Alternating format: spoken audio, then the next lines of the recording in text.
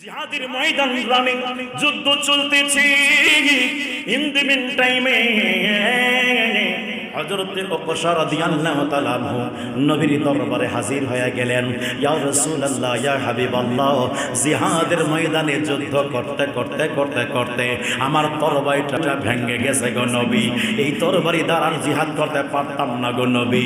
আমার নবী ডাক দিয়া বলেন, সাহাবী রে, যাও যাও, একটা গাছের ডাল নিয়ে আসো, খেজুরের গাছের ডাল নিয়ে আসো। সেই মাত্র খেজুরের গাছের ডাল নিয়ে আসলেন, আমার মায়ার নবীজি নুরানি হাত মোবারক ওই ডালের মধ্যে স্পর্শ করে দেন। স্পর্শ করে দেওয়া মাত্রই ওই ডাল আর ডাল থাকলো না, ওই ডালটা একটা ধারালো তরবারি হয়ে গেছে। জোরে বলো সুবহানাল্লাহ। সাহাবী রাসূল ডাক দিয়া বলেন, ওই জিহাদের ময়দানে জিহাদ শেষ হওয়ার পরে ওই গাছের ডাল এর মধ্যে আমার নবী হাত মোবারক স্পর্শ করে দিয়েছেন, ওই গাছের ডাল দ্বারা আমি সারা জীবন জিহাদ করেছি, কোনো দিনের জন্য একবারও ধার করতে হয় নাই। আমার নবীজির হাত মোবারকের বরকতে সারা জীবন ওই গাছের ডাল দ্বারা আমি জিহাদ করি, ওই গাছের ডাল কোনো দিনের জন্য সমস্যা হয় না। চিন্তা করার দরকার বন্ধুরি, ও যুবক ভাইরানে আমার, হযরত মুআজ রাদিয়াল্লাহু তাআলা আনহুর হাত আবু জাহেলের পুত্র একরামা আবু জাহেলের পুত্র হযরত মুআজ রাদিয়াল্লাহু তাআলা আনহুর হাতের মধ্যে একটা কোপ দিয়েছেন, হাত জমিনে পড়ে গেছে। হাত নিয়ে নবীর দরবারে আসছেন, ইয়া রাসূলুল্লাহ, ও মায়ের নবীজি, হাত আমার ঠিক করে দেন ইয়া রাসূলুল্লাহ।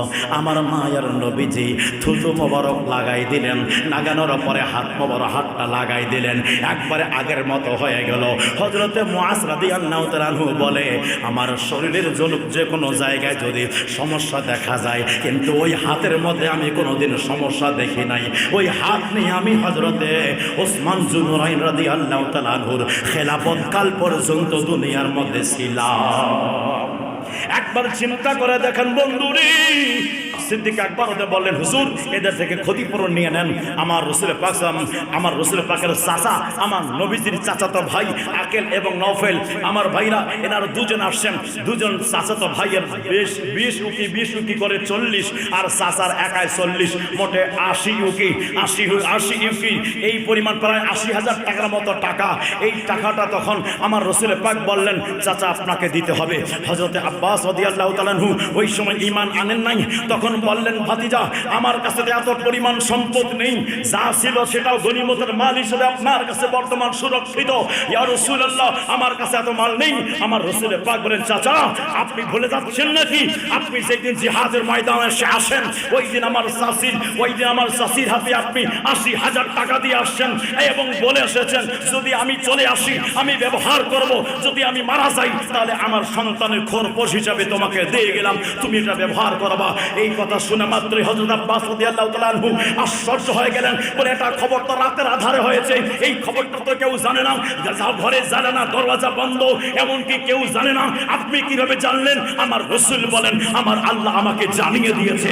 যখন এই আমার রাসূল পাকের গায়েবের খবর হযরত আব্বাস রাদিয়াল্লাহু তাআলা দেখলেন, দেখার সাথে সাথে বললেন, ও ভাতিজা, আমি আর বিধর্মী থাকতে চাই না, আমাকে কালেমা পড়ে মুসলমান বানিয়ে দেন।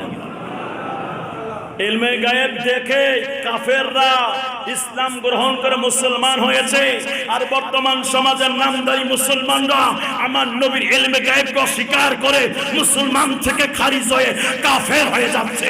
কথা বলেন ঠিক না? সিদ্দিক আকবরের ঈমান আমার নবীর ইলমে গায়েবের উপরে হয়েছে।